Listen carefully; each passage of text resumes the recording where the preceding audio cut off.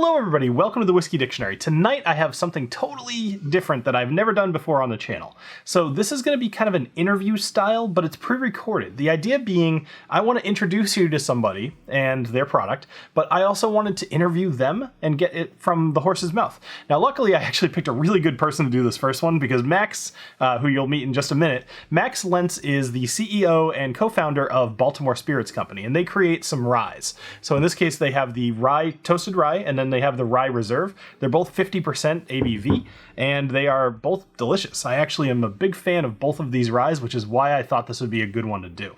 So Max was nice enough to get on video with me, do a little interview style thing, and I'm going to cut it down to, kind of succinct. So here's what I need from you. I would love if you'd give me some not only positive feedback, if there is any, which hopefully there is, but also some constructive criticism in the comments, because I'd like to do more of these kind of interview style videos. Whether even if it's like not your thing, like let me know that, because I want both positive and negative feedback in the comments if you guys don't mind. So without further ado, let me introduce you to Max Lents, the CEO of Baltimore Spirits Company. Did you grow up in Baltimore? I grew up in Texas. You did? Okay. All right. I couldn't tell by the mustache. I suppose I probably could have guessed that. It's very Texas. I can take this off if you want. I just put it on for the video. Right. How long ago did you move to Maryland? I moved in 2006 to Goucher College, which is where I finished college and where I met Eli. And most people would consider that Baltimore. It's kind of the suburbs of Baltimore. But I lived around the campus until 2008, and I moved in the city. Now, Eli is the head distiller, correct? Co-founder, head distiller. Yep. Okay. Now, did he have any experience being a distiller prior to you guys starting a company together? Not as a distiller, not really. We had all started moonshining at home, especially during the business plan. We wanted to do recipe development, get a feel for everything. But we had all brewed beer before, and we had all brewed beer together, especially in the kind of post-college days. Eli and myself lived together. And there was a period of 2 years where basically all house parties in one neighborhood in Baltimore were fueled by our homebrew kegs. That's pretty cool. It was a great time, but it is cool. Eli became very serious about it, and he became a professional brewer. So he had been the lead brewer at a large brewery here in Baltimore for a couple of years by the time he left to join the distilling venture. Which is great. So he had industrial scale fermentation knowledge, a ton of science of grain, fermentation, yeast, and kind of how to run a large scale operation, because he had been doing that on the beer side. So he started joining us with the kind of kitchen pot still, moonshine still that we were using for stuff, and developed, some transferable skills on the very small scale before we opened. But so much of distilling happens before the still is on. That's kind of where his knowledge base became. That's awesome. That's actually really a great story. I know a couple of just doing what I do. I've met a few people right at the beginning of their game, and it's a relatable story to the people I've talked to, but knowing that he kind of came into it from beer is surprisingly not as common as you would think, at least in my experience. It's people who just kind of decide that they wanted to be a distiller, and then they go take the classes and then start off on at a distillery. Maybe somebody working there paid for them to take the courses or whatever. But coming from beer and then going into distilling, it feels more like that makes way more sense. But like I said, I feel like that's a less common story. Obviously, being in Baltimore, it makes sense to make a rye. However, why would you guys submit yourself to the masochism that is working with rye? We enjoy a lot of pain. So not only are we a rye distillery, but we're doing wooden vat fermentation. It's a double copper pot still operation, so we don't even have a stripping column, no hybrid, super old school. Low rectification. Of course, we designed the stills ourselves in terms of shape, so they're very short and very fat, which make them very low rectification. They're kind of spiritually modeled after the Lagavulin stills, which are also very kind of short and fat. And the kind of advantage of that, which is actually a disadvantage, is they're very low rectification, meaning they're really bad at separating alcohol and water. But the reward is that everything that you get that's non-alcohol that passes through is complexity and flavor and character, and we skewed incredibly heavy to character-driven spirits. We wanted to kind of really capture some stuff. And the reason we do it on pot stills, not only are we kind of pot still enthusiasts just in terms of spirits making, we love single malts, we love Japanese single malts and Scotch as well. But also, the most famous ryes when Maryland was, the premier spirit in America, when Maryland rye was kind of de facto the most sought after spirit in America. Most of that would have been done on pot stills back in the 1800s. The column stills didn't really arrive over here till 1880-ish. And even then they weren't ubiquitous till, closer to Prohibition and after. So we do a lot. Speaking, just to go back to the rye question, Maryland rye is one of only 2 whiskey geographies listed in federal code. They list Kentucky bourbon, they list Maryland rye. And of course, those were written in 1897 with the Bottled and Bond Act, when Maryland was, the premier maker of rye whiskey in America. But the weird thing is, in 2007, 8, 9, when I was in the city of Baltimore as a texpat, so to speak, if you ordered a shot of whiskey at a dive bar, just like an any man bar, they would serve you, and you didn't specify. It was 99% of the time you were going to get a shot of white label Pikesville rye as the shot. And I promise you, in 2007, no other state in the U.S. was serving rye as a rail shot. If they had any rye at all, which they probably didn't, unless they were cutting edge cocktail bars that were like just starting this kind of new cocktail trend. The Baltimore, the roots run so deep in Maryland. We never quit drinking rye, even though there hadn't been a rye distillery in the state for 50 years at that point, since Pikesville left in 78. It was such a kind of ingrained part of the culture. So, we do a little bourbon. We've done some single malt. We're creative people. We do some other spirits, but it's rye whiskey. The kind of reason for this was to bring it home a little bit for everybody, for the city and the state. And then, of course, not only bring it home, but then send it out. We want to kind of show the world kind of where the heritage came from and what we're doing now in Maryland. You mentioned the Pikesville white label. That is actually the rye that taught me that I loved rye. I did that so long ago on this channel. It was probably, I want to say it was within the first 15 episodes I did that. And I was just like, oh my gosh, I love this. Cause I think I had done bullet rye prior, which is fine. But it's not the same. They're not even remotely the same.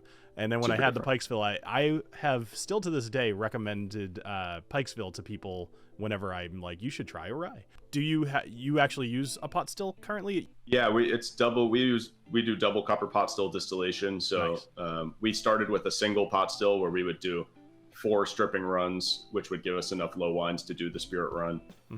When we moved distilleries in 2018, we got a second pot still modeled in shape after the first pot still, keeping our consistency. It's not a hybrid. There's no column at all. There's no plate. It's not copper packed either. So now we have a stripping pot still. We do 1,000-gallon strip, which gives us enough low wines to feed the original still, and we still do our spirit runs through the original still. So it's a nice little step down system. Yeah. But yeah. And do you find that gives even after? Well, I guess it's been a while since you've had the second still, but going through the original one must help you to remain somewhat consistent on what you're delivering ultimately. Yes. We really like the original still, even though it's a bizarre machine. I mean, it's a very simple still, but it was the biggest still that the guy who built it ever built. And I don't think he's building stills anymore. So it's not like it's not a Forsyth or a Vendome. It's not we did not have that kind of founding money, to go that direction. But we found a guy who was building custom stills in the U.S. out of Washington State, and we talked to him a little bit about what we were trying to do. We went over some drawings. He drew some schematics, and it's been great. We've run every run of whiskey and gin through the thing, and we've won a bunch of medals coming off this still, which is really cool. As I mentioned, love rye. So anytime I can try a rye that I have not had before, and actually now might be a perfect segue for us to pour the Epoch Reserve here. So hopefully you have one in front of you. Let's go ahead and pour this. Did come prepared. Good, because I don't mind drinking alone, but I don't prefer it. So what are we dealing with here? So it's 100% rye. It's 75% unmalted rye, 25% malted rye. So a really big chunk of malted rye. When people talk about rye's flavor profile, they're really talking about unmalted rye specifically. That's where you're going to get that cinnamon, clove, spice note, the rye spice everyone talks about. Malted rye is much fruitier than that. So you get a lot of stone fruit, as well as some tropical notes as well. Sometimes we find things like some dried pineapple notes, some kiwi notes, a little bit of papaya maybe for some really kind of mild stuff.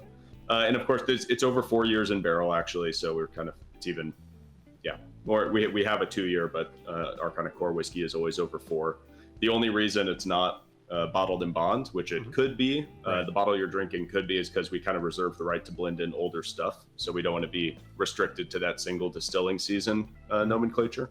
So the only reason it's not bottled in bond is actually to increase opportunities for kind of quality build. But otherwise it fits the bill. Yeah, it's probably a little less important nowadays than it used to be as well, because the FDA exists. so it is. It's less important, but people still really care about it. Yeah. And we've done some bottled and bond editions because it's still fun to partake in the history of the whole thing and know where it came from. Well, being in Maryland, history and whiskey yes, I would imagine you'd care. Two sides of the same coin, yeah. Yeah, for sure. We really feel like our spirit's defined by the pot still characteristic. So when you distill off a column, the spirit travels vertically, and you basically choose a vertical height from which to pull the spirit, and you essentially, you could taste the whole way up the column and decide this is the whiskey right here. On the 8th plate, that's where we love it, and you're going to pull it, and it's going to pull essentially that profile during the entire spirit run at that proof, and it's going to be really consistent and focused.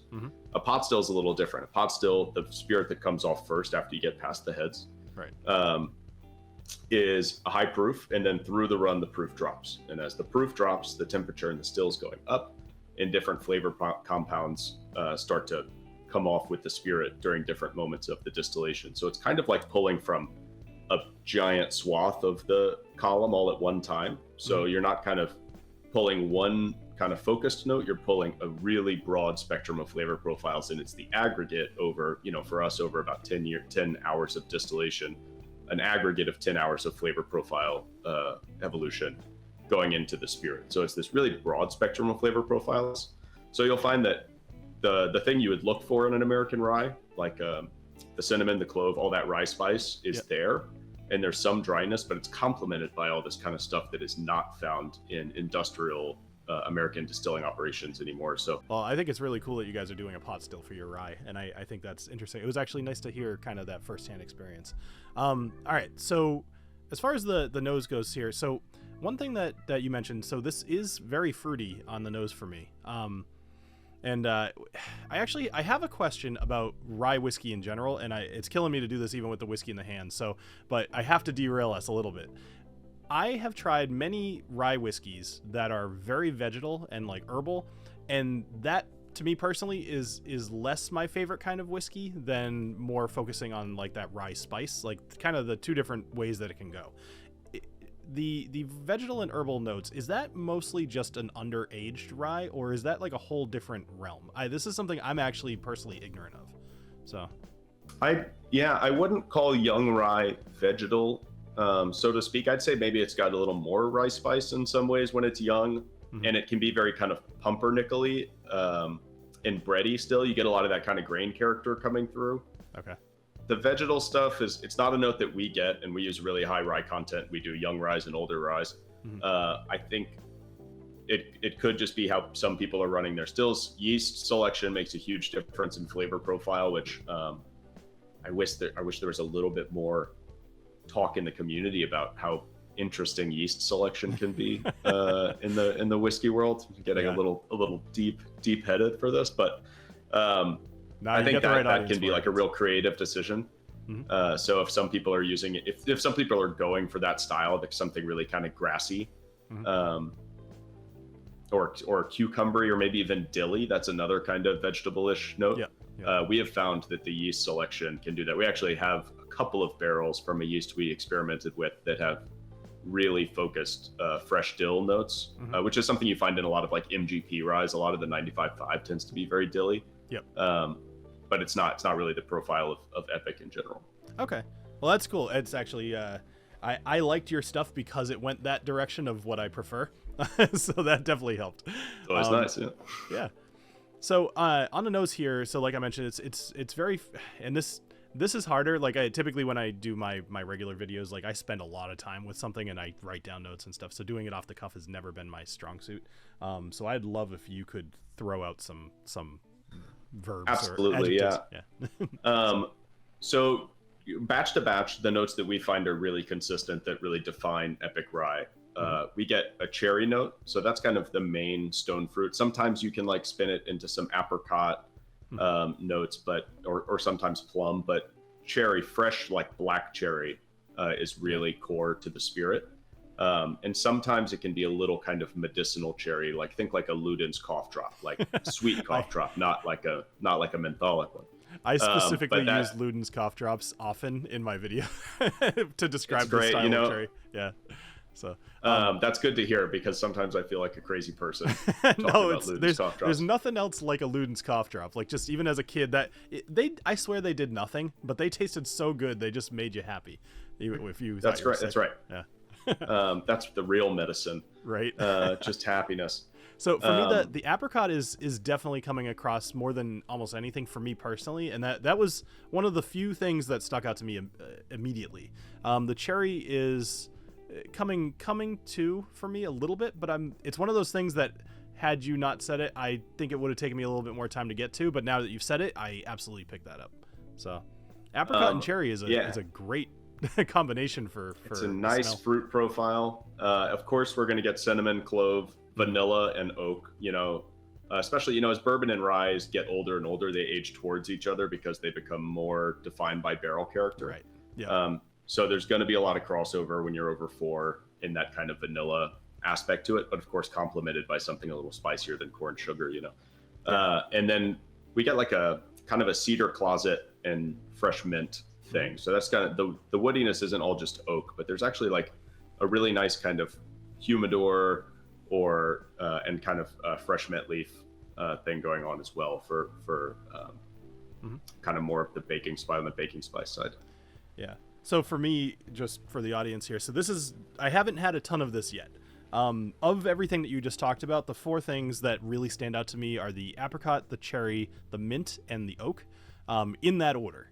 So the oak I find is more, and this is silly because it's only on the nose too. We haven't even had a sip yet. It's almost like after I've done smelling it, and it's like the very last thing I get is knowing that this was in an oak barrel. But of course it will be. So, well, we've been way too chatty. We need to have a sip. So cheers. Thanks for being on the show. Cheers. And very much my pleasure. Rye.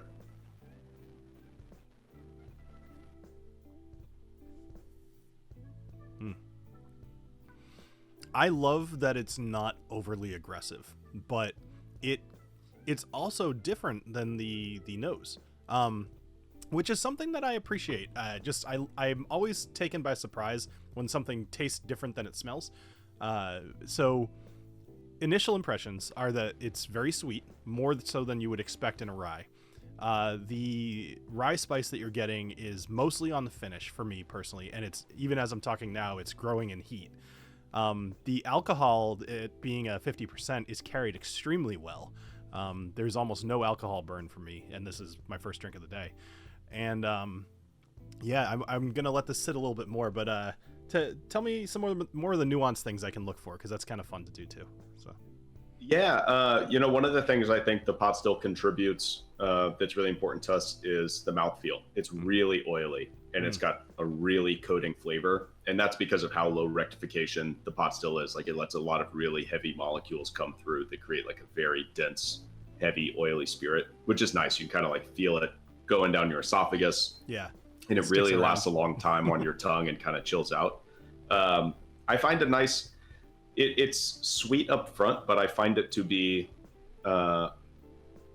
dry is probably not the right word, because it doesn't like dry your tongue out like certain really tannic whiskeys can with a lot of oak. Yeah. But it's very clean. As oily as it is, it's especially when we get to the toasted, which I find to be a sweeter pour and kind of fruitier in some other ways. Going back and forth between the two, it makes me want to describe the Reserve as a drier spirit. With regards to the oiliness that you were talking about, one thing I like about this is that sometimes when you have something with a lot of viscosity, it's like a very heavy kind of whiskey that does stick around. I've always found that ends in a sulfuric note, which I do like in some scotches. I don't necessarily like in my rye. And this does not have that. So you're totally right. It is hanging around for a long time, but the finish kind of tapers off rather than finishing with an aggressive, unpleasant flavor.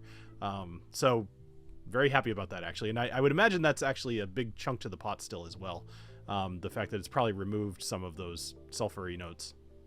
So. It has, and we actually, our spirit still is a worm tub condenser, which has was more gonna ask, copper actually. contact. Yep.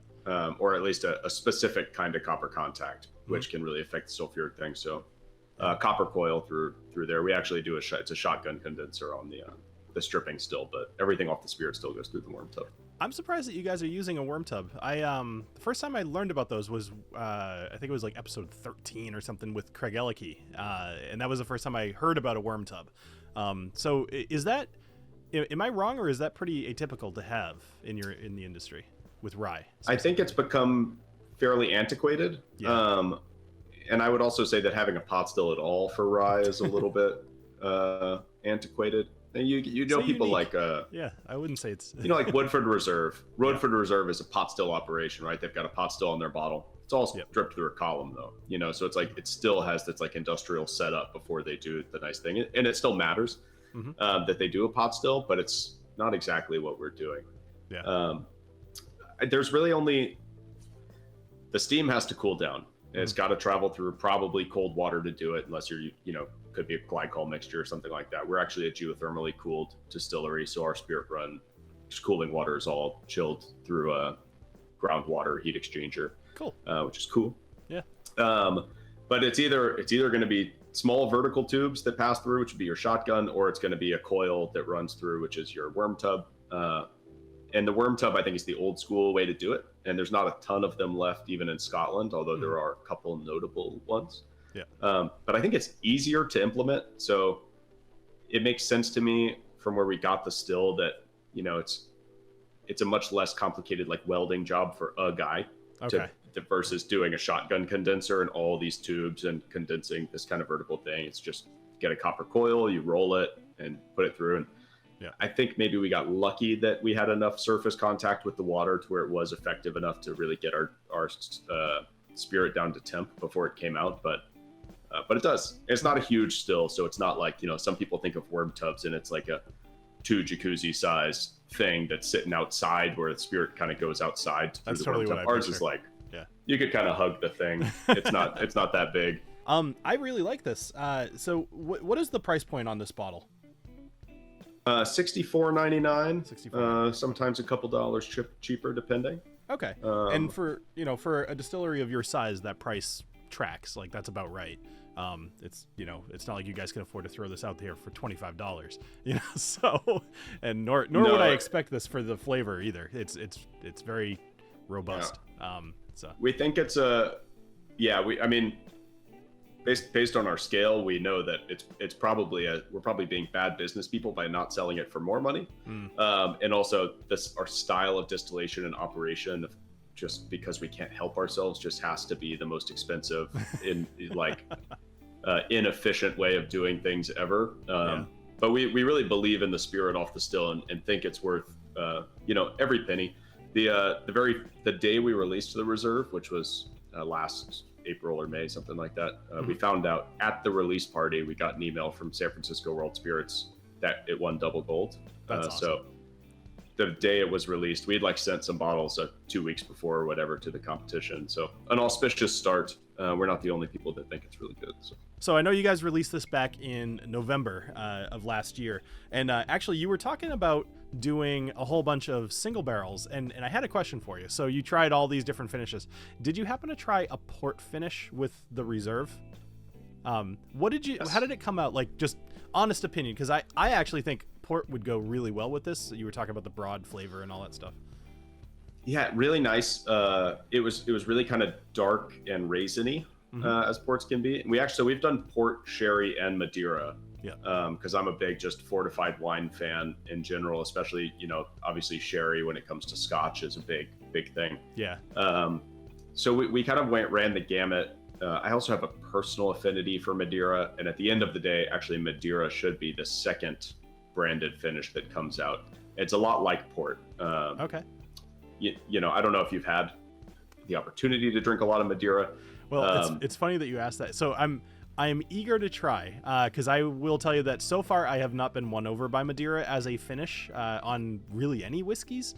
I'm thinking that I need to actually just go try some Madeira, because maybe it's been too long, because there's my personal taste versus being true to what the finish of the wine is. and Right. I should have that differentiation of I don't like this, but you probably will, kind of thing.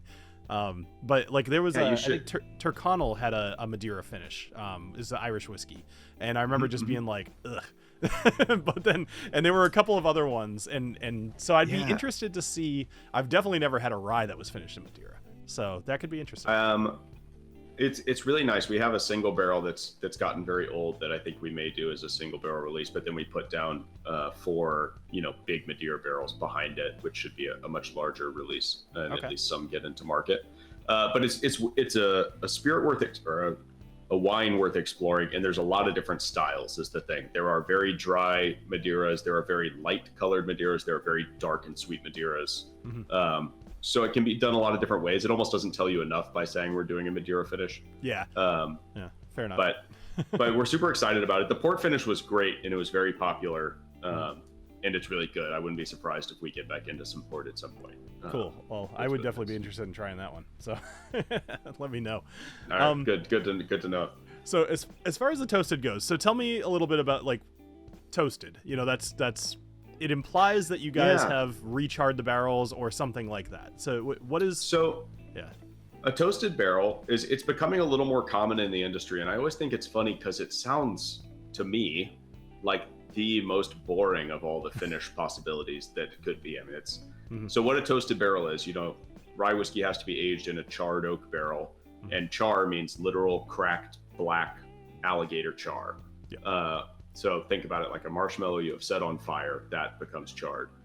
A toasted barrel is a wholly different barrel, so we get it unused. It's not like a scraped barrel or anything like that, or re-toasted after a first use. It's a new barrel where instead of charring the inside, they toast it. So it's like holding a marshmallow next to the flame where it turns kind of golden brown. And you can get a deep char, medium char. There's like a few different, you think about like the full spectrum of the inside of a whiskey barrel could go like toast 1, toast 2, toast 3, char 1, char 2, char 3 in terms of how much heat's applied.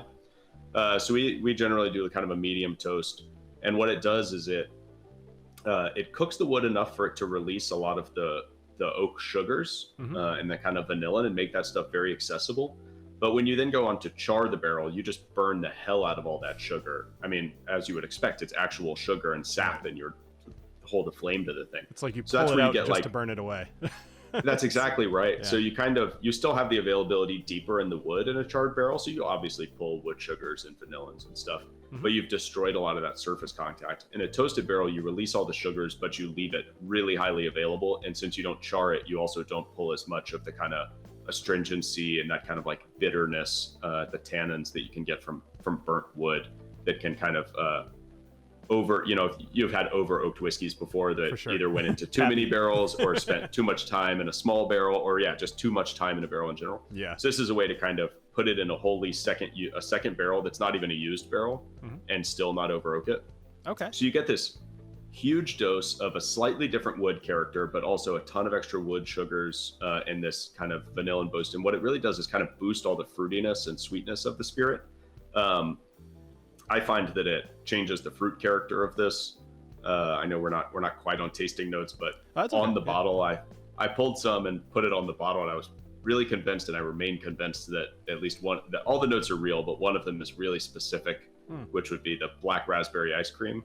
And it really makes sense because it's like all the extra vanilla. It gives it a really creamy mouthfeel too. There's something about toasted barrel finishes, not just with our brand, but that like really affect the mouthfeel of the spirit and give it like a really rich. Really, I mean, ours is already a rich spirit, but I think you'll agree. I hope you'll agree.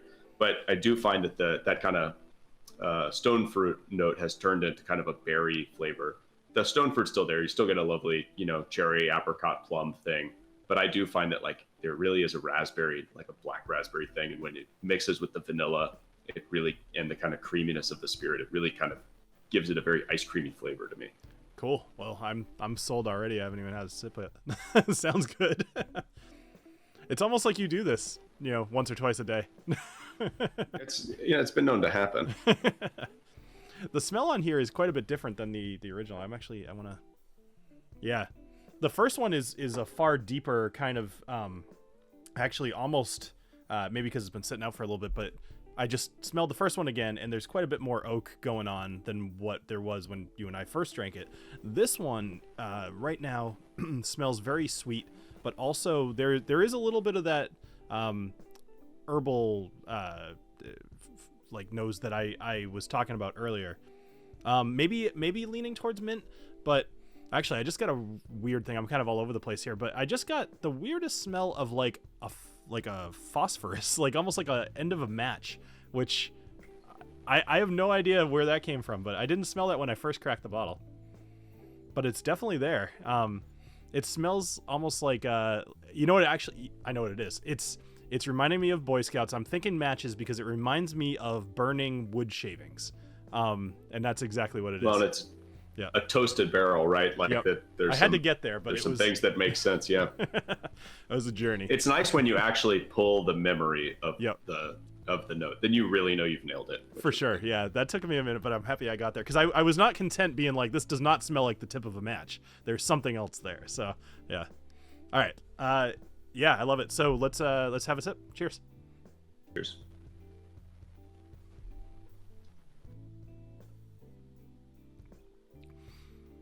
Again, very different. Quite a bit different between the two of these. This one reminds me much more of what I would consider like a Maryland rye. Like this one is hitting me very, very much with some of the rye spice, almost as the prominent note.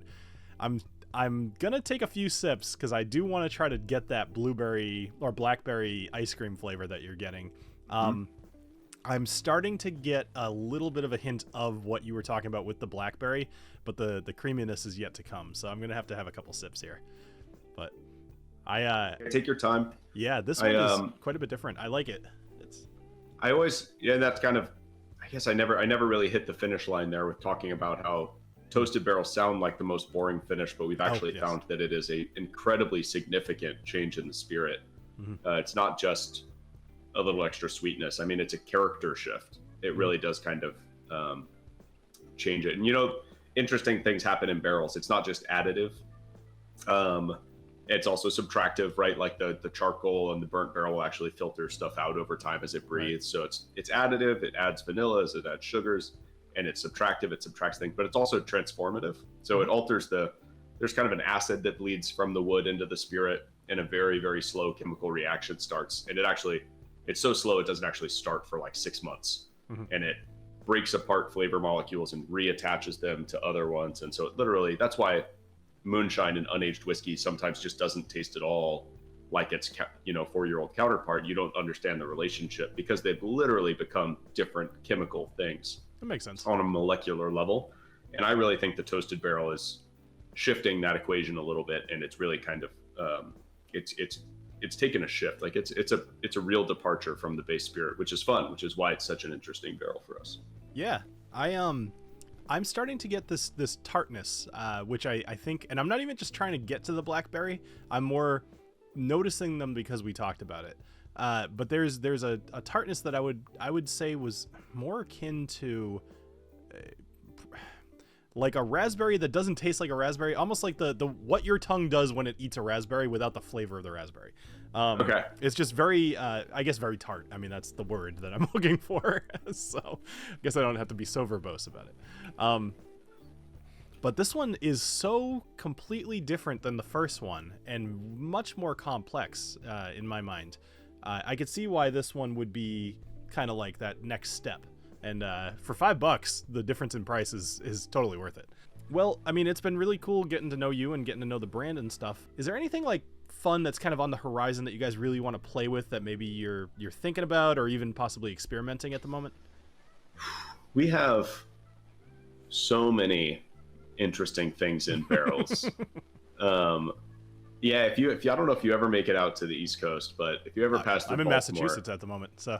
Oh, nice. If you ever pass a little further south, let me walk you through our rick house and we'll just pop stuff and I will tell you, I mean, yeah. We have so I've got my own a couple of barrels for my own passion project, which is something that I didn't really do any experiments with, but this is in my head.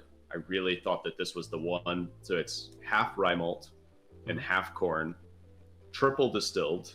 Okay. And I mean that in a way that very few people mean it. So most triple distilled things are like some part of it was triple distilled, or it was split into batches and it's 2.5. Okay. And there's a lot of different ways to do it. But we actually did, the strip, a whole other run on the small still, collected all the spirit back in, third distillation. So really, really clean distillation, triple distilled, and it's being aged exclusively from day one in used Sauterne barrels. Ooh, okay. Yeah, from a very nice Sauterne house. And that is for this year, and it's very nice right now. It's really turned a corner, but I think we'll probably leave it for a couple more years. We've got some peated stuff, and when I say peated stuff, it's not just single malt. We've got peated stuff across a couple of genres, which will be interesting whenever we're ready for that to come out of barrel. We replicated our rye mash bill with barley, so 75% unmalted barley and 25% malted barley. Interesting. I've never heard of anything like it. Yeah. I'm trying to think. Typically, people will do way more malted barley or way less malted barley. That's interesting. What is it? What's it like? It's interesting. It's almost kind of a very citrusy right now. It's about 2 years old, I want to say, so it's still young, and we think it needs some time. But it's super interesting. We have a single malt rye, 100% malted rye in barrels. That one is awesome. That one's going to be awesome. Yeah. I'm super excited about that. And we're always playing with stuff. But the main thing, I mean, the truth of the matter is it's a small company. So when someone's excited about something, there's not a ton of people to say no. And we got in this, we like being in charge of our own destiny. That's one of the appeals of running this thing. So we do a lot of fun projects, but the truth is the core is the rye, and we've dialed in what we think is a really special spirit that doesn't really taste like anything else and really kind of has a place in the market, has a lot of history and heritage that we lay claim to. And we're excited about growing that footprint, growing our production, and really trying to tell that story of Maryland Rye's history as we get bigger and the industry develops. And we think people will start to take notice of Epoch Rye pretty shortly, because we really think these are pretty special bottles. So we're excited to be where we are. And now it's just the project of, all right, we've got the whiskey now, we've got it of age. Let's get people to drink it. Well, one thing that I love is the fact that your mainline product here is a really good product, which gives me a lot of faith in you guys fiddling with things. And so that if nothing else, like when I get to know people like yourself, hearing people experimenting is what gets me excited. So I'm very much looking forward to what you guys do in the next few years. So thanks, Bill. Yeah. Well, Max, it's been awesome having you on the show. And we'll definitely be talking in the near future, I'm sure. So yeah. Always happy to pop on. And thanks for having me. That was really fun. Max is obviously a very smart guy, knows his craft. It comes across very, very clearly in the video. As far as Baltimore Spirits Company goes, I have the Reserve and the Toasted here. I wouldn't really pick either one over the other. I like them both for different reasons, so I really think it's going to be pick whichever one you think is better. But for me, they both get a buy it. I like these a lot, and they take the time to kind of put them out at the right ABV and age them the right amount. If you're in the Baltimore area, go stop in at the distillery. Obviously, let them know I sent you. I'm sure that will go a long way. And remember in the comments to let me know what you think of this style of video, because I often will get emails about people wanting to put out like special releases or whatever, and they offer to let me talk to the distiller, and I usually tell them no, just because I haven't really thought of a good way to represent that. So if you like this style of video, I'll start saying yes, but let me know in the comments, and I hope that you guys have a great rest of your night. Cheers.